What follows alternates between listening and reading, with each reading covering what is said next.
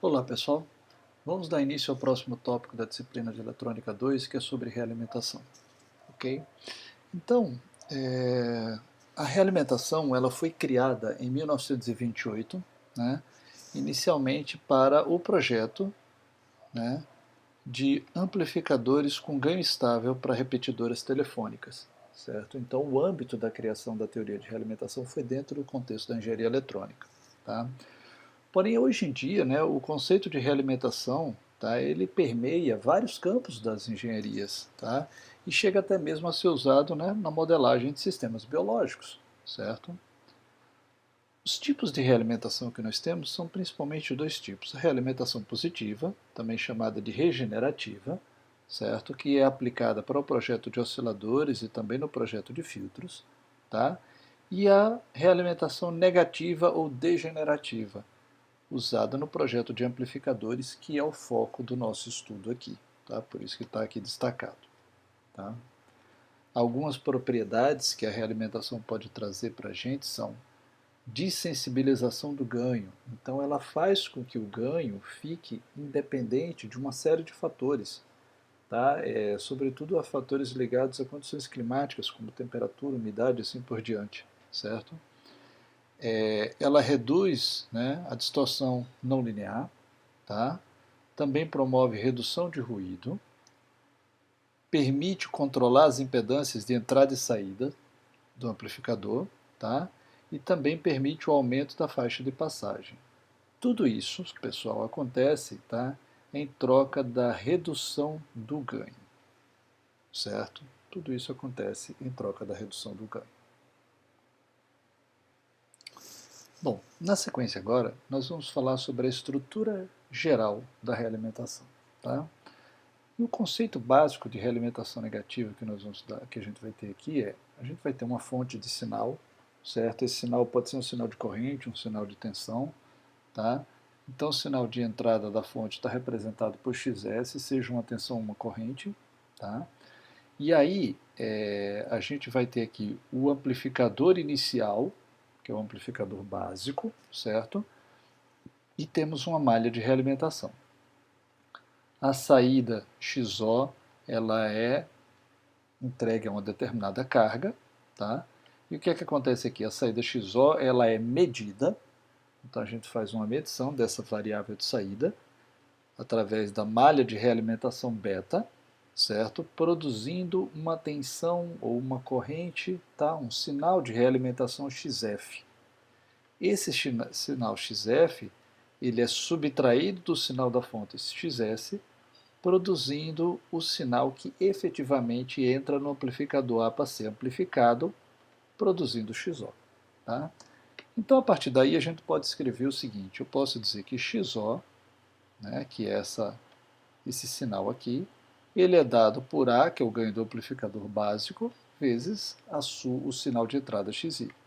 Então, XO vai ser igual a XI. Ok? Bom, por outro lado, eu posso vir aqui, ó, na malha de realimentação e escrever que XF vai ser igual a beta XO. Então, vou aqui dizer que XF vai ser igual a beta XO, certo?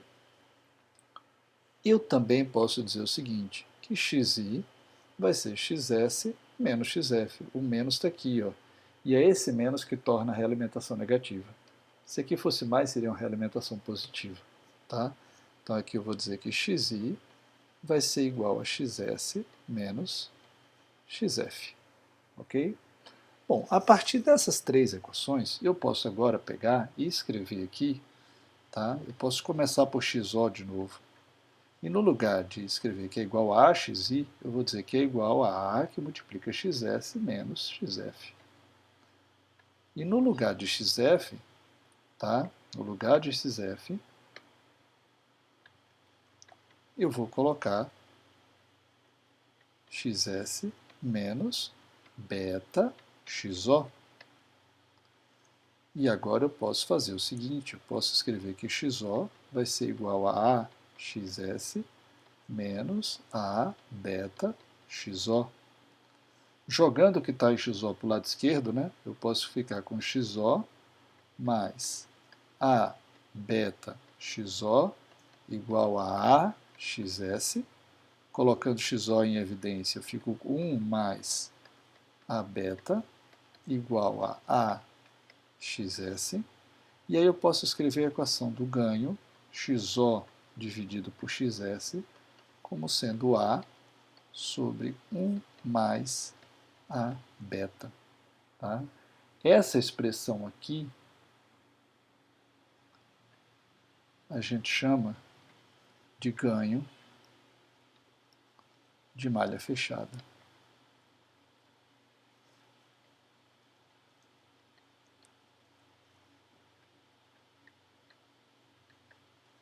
E note, né, que sendo AB positivo,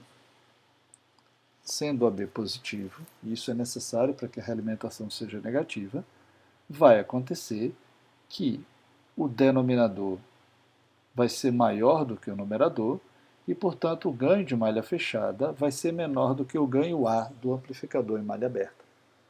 Então, é o que a gente está fazendo. A gente está reduzindo o ganho para termos aqueles outros benefícios, aumento da largura de faixa, possibilidade de controle sobre as impedâncias de entrada e saída, né, redução de ruído e assim por diante. Tá? Ao valor A beta, nós chamamos de ganho de malha. E ao valor 1 mais A beta, a gente chama de quantidade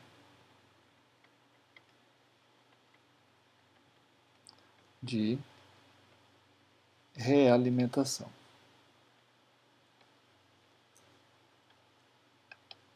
É importante notar que, vejam, né, que esse é o tanto que o ganho diminui.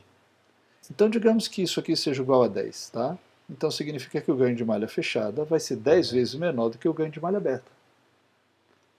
Então, a quantidade de realimentação é 10. Se o ganho diminuiu de 10, significa que a largura de faixa vai aumentar de 10.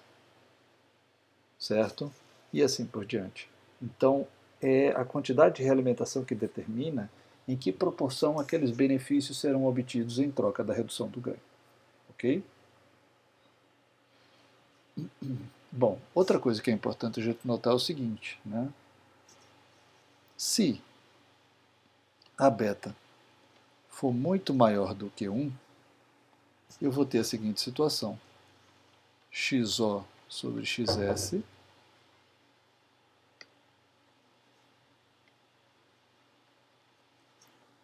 vai ser igual, aproximadamente, né, a A sobre A beta. Por quê? Porque se é muito maior do que 1, eu posso desprezar esse 1 aqui, né? E o denominador fica igual a isso. E aí eu posso cancelar esse A com esse A e eu vou ter 1 sobre beta. Então note que se o ganho de malha for grande, certo? Eu vou ter uma situação em que o ganho de malha fechada não depende do ganho de malha aberta. E isso tem uma grande vantagem. Pensem naquele projeto de amplificador operacional que nós fizemos na primeira prova. A gente tinha um ganho enorme, né? Tinha um ganho bem grande, quase 50 mil de malha aberta. Só que aquele ganho dependia de um monte de coisas. E esse monte de coisas podia variar e fazer com que aquele ganho variasse bastante. Na hora que eu faço uma realimentação negativa, eu posso agora ter um ganho de malha fechada que não depende desse monte de parâmetros. Lembra da configuração, acho que foi inversora que nós implementamos na prova, né? Ela dependia basicamente de quem? Da malha de realimentação, que era baseada nos resistores R1 e R2. E isso é muito mais fácil de controlar do que a infinidade de parâmetros dos quais dependem o ganho de malha aberta A. Então isso é uma grande vantagem. Então nós trocamos ganho por uma série de benefícios. Tá? Bom, além disso, né,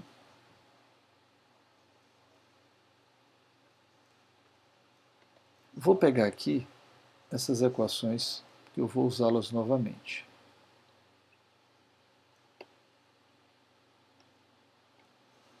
Deixa eu levá-las aqui para baixo. partindo novamente dessas equações, tá? Eu posso escrever o seguinte. Eu posso dizer que xf não era beta xo? Então eu posso dizer que ele vai ser beta, e no lugar de xo eu vou botar a xi. Tá? Só que quem é xi? Né? Xi está em cima, é xs menos xf. Então isso aqui vai ser igual a beta xs menos xf. Ok? Então eu posso dizer que isso aqui vai ser igual a beta xs menos a beta xf. Tá? Se eu jogar o a beta xf para o outro lado da igualdade, eu fico com xf mais a beta xf igual a beta xs.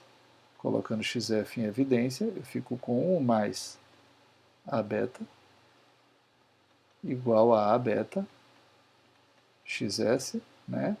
E aí eu posso dizer que xf vai ser igual a beta sobre 1 mais a beta que multiplica xs. Ora, né, se a beta for muito maior do que 1, então eu vou ter que xf vai ser aproximadamente igual a xs, o que implica que xi vai ser aproximadamente igual a zero. Tá? Então eu tenho uma situação que mostra para mim, né, que quando eu tenho o ganho de malha muito maior do que 1, esse valor aqui é praticamente zero, certo? E o que acontece é que o xf vai ser aproximadamente igual ao xs. É isso que vai acontecer. Ok? Então a gente chega nessa expressão aqui, tá bom? Agora vamos fazer o seguinte. Vamos tentar ilustrar esses conceitos de alguma forma um pouco mais palpável para a gente, ok? Só um instantinho. Então vejam, considerem esse exemplo que está aparecendo aí. O que é isso? Tá? A gente tem aí uma configuração não inversora feita com amplificador operacional. Eu queria que vocês notassem o seguinte, vejam. Isso aqui ó, é o meu bloco A, né? E esse é o meu bloco beta, tal e qual eu tenho aqui nessa figura, o A e o beta. Certo? Bom, dito isso, certo? Quem é VI? Né? VI vai ser VS, que é a tensão que está chegando aqui no terminal positivo, né? Porque se vocês lembrarem bem, né, eu vou ter que VO vai ser igual a A que multiplica V mais menos V menos. Isso é da teoria de amplificadores operacionais, certo? Então eu vou ter que VO vai ser igual a que multiplica. Quem é V mais? É VS. E quem é V menos? V menos é a tensão que eu tenho aqui embaixo, ó, que é a tensão VF. Então vai ser A VS menos VF. Certo? E quem é VS menos VF? É igual à tensão que a gente chamou aqui ó, de XI. Então posso escrever que VO vai ser igual a XI, tal e qual a gente tinha aqui no começo. Ó. VO vai ser igual a XI. E quem é XI? XS menos XF. Então eu tenho, né, que XI é VS menos VF. A única coisa é que agora a gente trocou X por V, porque a gente está falando agora especificamente de sinais de tensão. Ok? Bom, agora a gente pode escrever o seguinte, né? Eu não devia ter chamado aqui de X, né? Desculpe, eu devia ter chamado de VI aqui, né? VI. E aqui também não deve ser X, aqui também deve ser VI. Pronto, agora sim. Tá? Ok. Bom, agora vejam. Vamos ver agora quem é VF. Então, isso aqui é um divisor de tensão. Eu estou, de uma certa forma, medindo a tensão de saída VO. Então, quem é VF? Como divisor de tensão, eu posso escrever que VF vai ser igual a R1 sobre R1 mais R2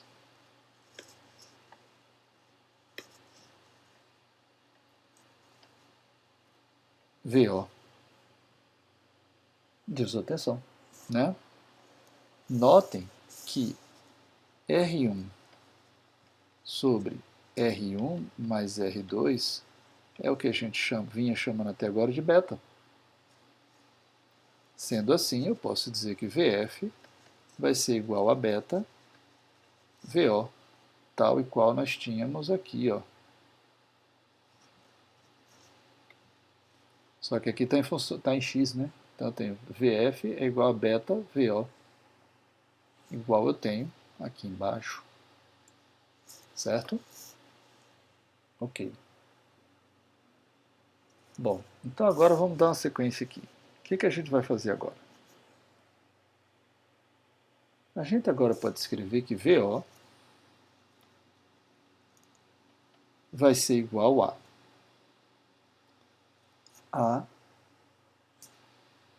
que multiplica VS menos VF, não é isso?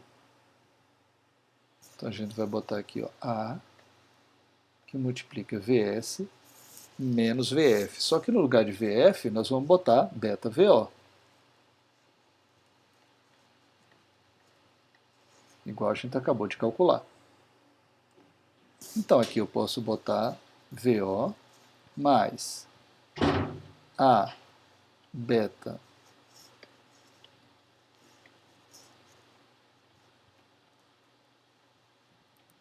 VO igual a VS. Certo? Colocando VO em evidência, eu posso então escrever, né, que VO sobre VS vai ser igual a sobre 1 mais a beta. Bom, então daqui eu posso dizer o seguinte: se a beta for muito maior do que 1, eu posso dizer que VO sobre VS vai ser aproximadamente igual a 1 sobre beta. E quem é beta?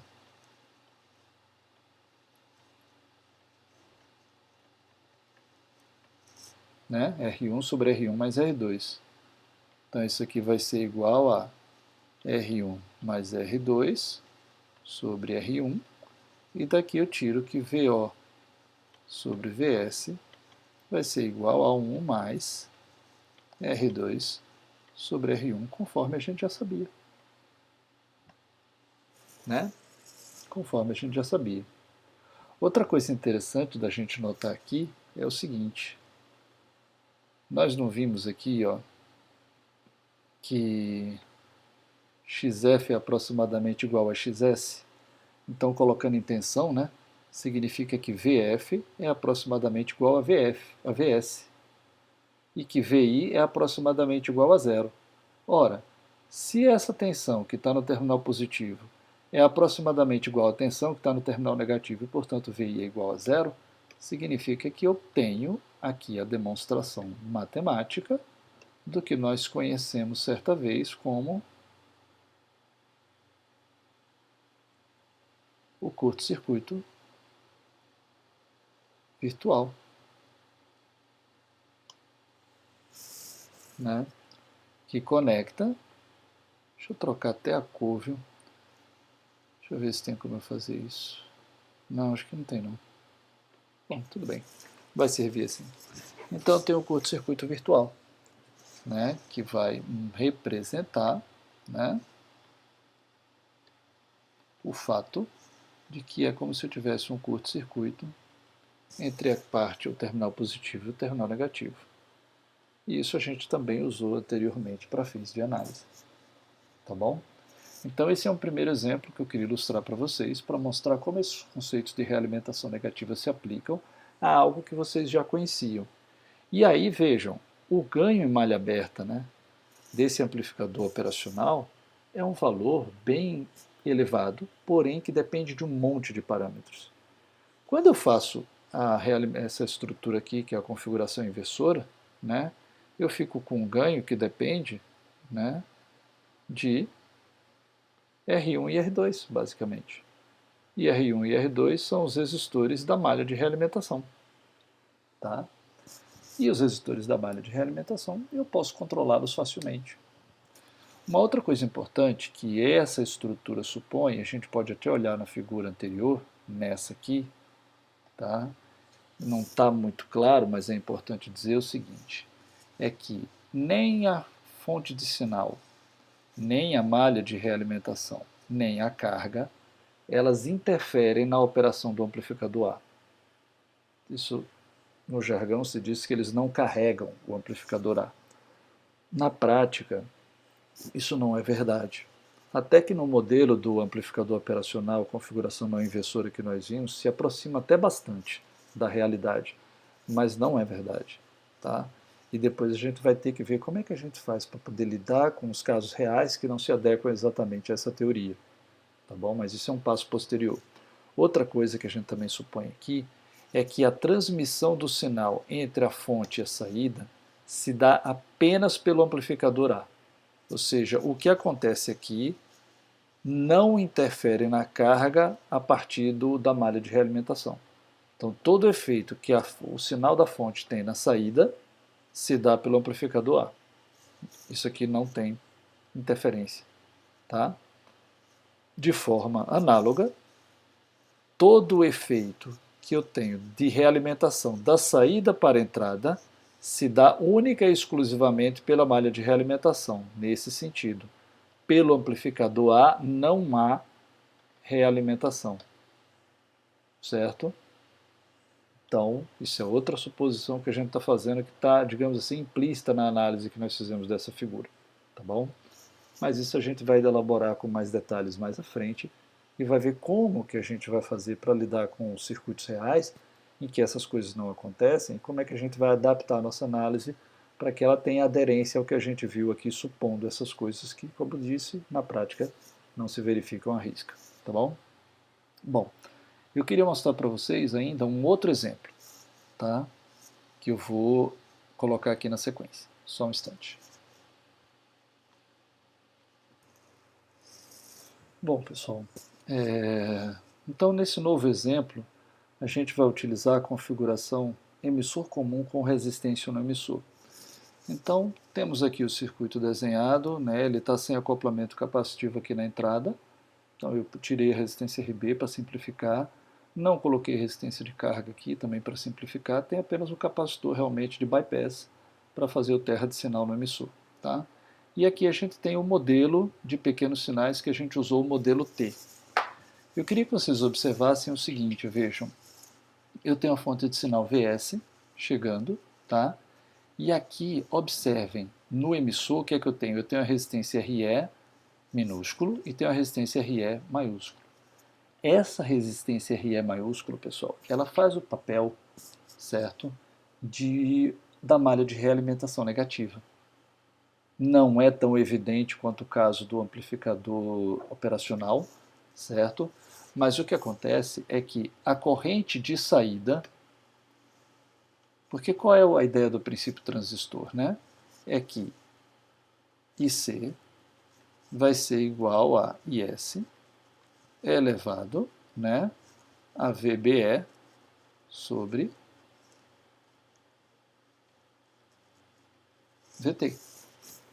Então, IC, na verdade, é a corrente de saída. Então, a gente pode chamar aqui de IO. Vou apagar aqui e escrever direitinho para ficar bonitinho. IO.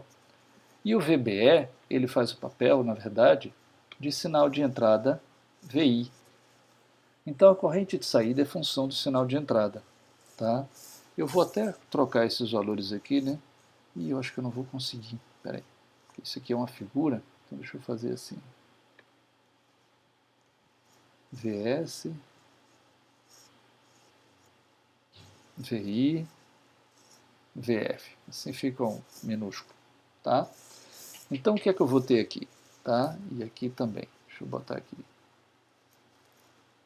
VI e VF. Certo? Então, o que é que eu vou ter aqui? Eu vou ter aqui o sinal da fonte VS, tá? Ele, na verdade, não é inteiramente aplicado para poder produzir a saída. Quem é aplicado para produzir a saída é apenas VI, que está em cima de RE. É quem está aqui, ó. IO, corrente de saída, vai ser igual a VI sobre VT, sobre IS, VI sobre VT. Então, o transistor, ele não é um amplificador de tensão, ele é um amplificador que a gente chama de transcondutância, porque ele entrega uma corrente na saída a partir de uma tensão na entrada. Corrente de saída por tensão de entrada é uma condutância, corrente por tensão é uma condutância. Como é corrente de saída por tensão de entrada é uma transcondutância, certo? Então ele é um amplificador de transcondutância. Então a corrente de saída, que é GMVI, ela é medida. Como que ela é medida para produzir uma tensão de realimentação negativa na entrada? A corrente que passa por aqui não é IE, né? Então eu posso dizer que IE vai ser igual, né, a IC sobre alfa, e portanto vai ser igual a IO sobre alfa. Então a corrente que passa por aqui, IE, ela é uma medição da corrente de saída. Ela é uma medição da corrente de saída, ela é diretamente proporcional e quase igual à corrente de saída, que é IC, que é IO, né? IC igual a IO. Então eu meço essa corrente de saída e ao passar ela pelo resistor RE, eu produzo uma tensão de realimentação que é subtraída de VS para produzir a tensão VI que efetivamente produz a corrente de saída do transistor. Certo? Então aqui fica claro o efeito da realimentação negativa da resistência de emissor nesse caso. Ok? Bom, pessoal, na sequência vamos ver agora, tá, aquelas propriedades da realimentação negativa. Certo? Vamos ver, ilustrar um pouquinho como é que elas funcionam. Certo? Então a primeira delas é a dessensibilização do ganho.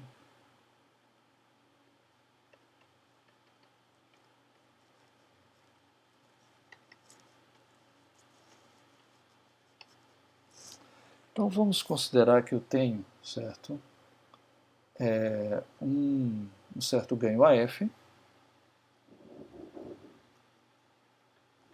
que vai ser igual a A sobre, tá, 1 mais a beta, né? Ele está chamando de AF o ganho de malha fechada, não é isso? E agora a gente vai diferenciar isso dos dois lados da equação. Então, se eu diferenciar dos dois lados da equação, eu vou ficar com DAF igual a dA sobre, e aí pelas propriedades de derivada, né, vou ficar com sobre a beta ao quadrado, certo? Então, se eu dividir a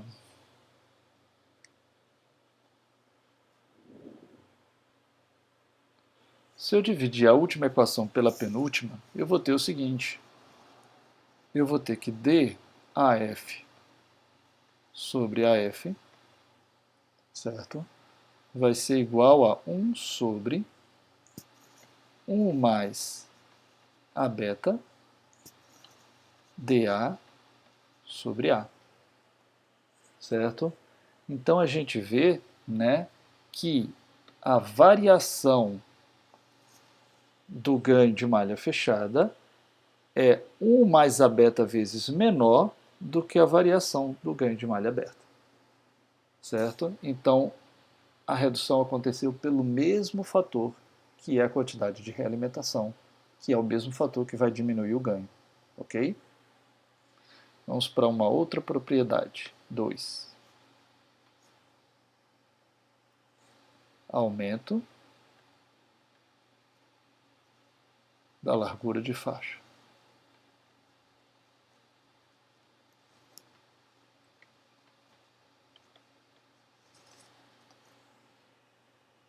Bom, Então, nesse caso agora, a gente vai ter o seguinte, certo? O ganho para frequências médias e altas, ADS, ele pode ser escrito como sendo o ganho para médias frequências dividido por 1 mais S sobre ômega-H. Tá bom? Então, se a gente pegar o ganho de malha fechada, AF de S, então ele vai ser dado por A de S, que é o ganho de malha aberta, né, dividido por 1 mais beta A de S. Vamos supor que o beta não depende da frequência nesse exemplo, o que é factível, né? Naquele exemplo da configuração emissor comum com resistência de emissor ou na configuração não inversora do amplificador operacional, a gente viu que as malhas de realimentação eram resistíveis, então elas não variam com a frequência, tá bom? Bom, então, se eu chegar aqui nessa equação, certo? E substituir, colocar no lugar de A de S essa expressão aqui e organizar um pouco, eu vou obter que AF de S vai ser dado por AM dividido por 1 mais AM beta sobre 1 mais S dividido por ômega H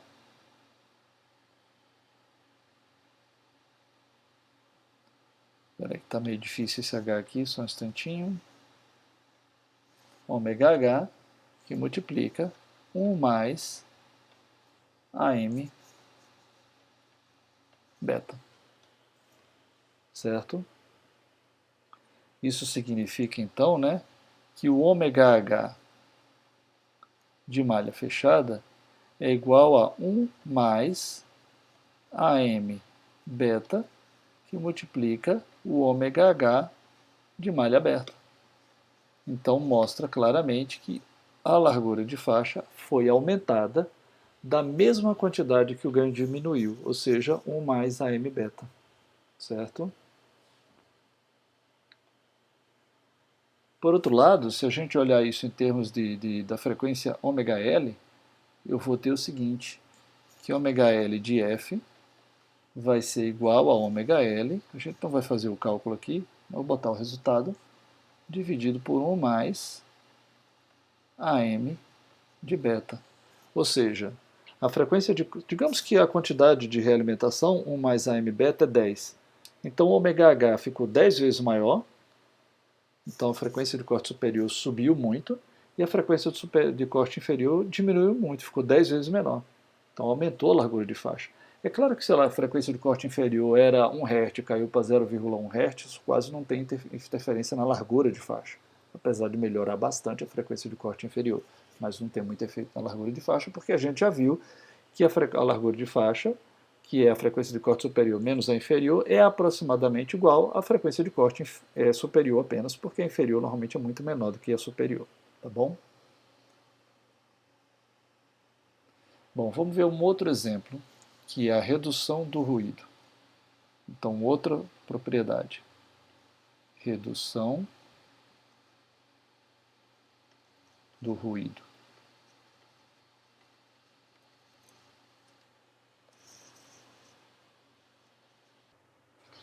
Então, no próximo caso, a próxima propriedade que nós vamos investigar é a redução do ruído. Tá? Então, imagine o seguinte, que eu tenho um determinado sinal Vs que é contaminado por um ruído Vn ao ser amplificado por um determinado amplificador A1. Então, a relação sinal-ruído é dado pela tensão Vs dividido, né, pelo sinal da fonte de sinal dividido pelo sinal de ruído, certo? Agora imagine o seguinte, que eu posso construir um outro amplificador A2 livre de ruído. Então eu tenho o seu amplificador A1 com o ruído associado a ele, tal qual eu tinha aqui, mas agora eu construí um amplificador A2 sem ruído. E eu vou conectar tudo isso através de uma malha de realimentação beta. Então agora eu posso dizer que a tensão VO vai ser dada por Vs, né, que é o sinal da fonte, que como está numa malha de realimentação, ele vai ter o ganho A2 e o ganho A1. Então eu tenho A1, A2 dividido por 1 mais A1, A2 vezes beta. Já o sinal do ruído, A2 é livre dele, então só vai ser multiplicado por A1. Então vou ter A1, só que a malha de realimentação é a mesma. Então o ruído vai ser dividido por 1 mais A1, A2 beta, igual aconteceu com Vs aqui nesse caso. Então daí agora eu posso ver que nessa nova configuração a relação sinal-ruído vai ser Vs por Vn multiplicado pelo ganho A2, o que mostra que através desse método de realimentação, claro, eu tenho que ter a possibilidade de projetar um amplificador A2 livre de ruído, eu posso melhorar a minha relação sinal-ruído pelo ganho A2, certo? É uma ilustração desse conceito. Para ilustrar o último ponto que a gente vai ver agora, que é a redução da distorção não linear, considere esse gráfico que está aparecendo aí. Tá? Então a gente tem a situação A aqui, ó, é para a malha aberta. Então eu tinha um ganho bem intenso aqui no início, e depois esse ganho cai. Tá? Então a gente vai dizer que o ganho A, ele vai passar, né, ele vai diminuir de 1000 para 100. O que é que acontece com a F?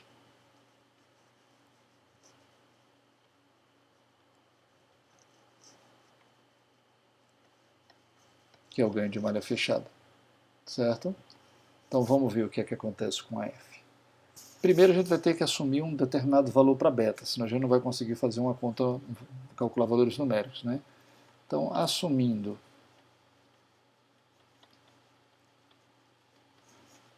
né? Deixa eu botar aqui embaixo. Beta igual a 0,01, eu posso fazer o seguinte cálculo.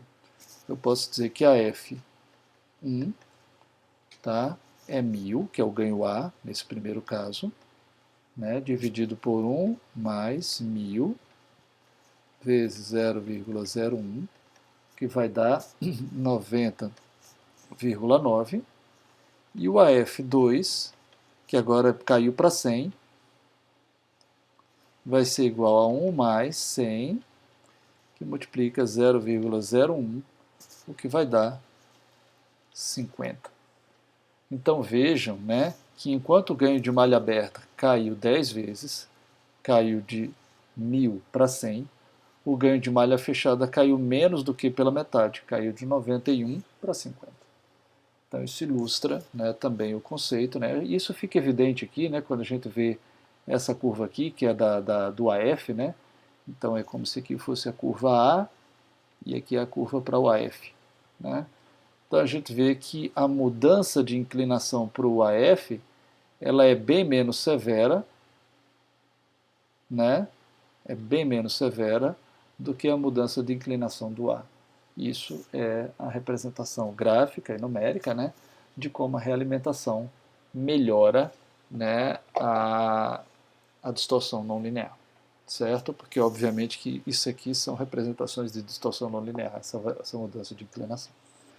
Bom, pessoal, a nossa aula de hoje ela vai terminando por aqui, tá? E nós seguiremos na próxima com o assunto de realimentação. Obrigado a vocês por terem assistido.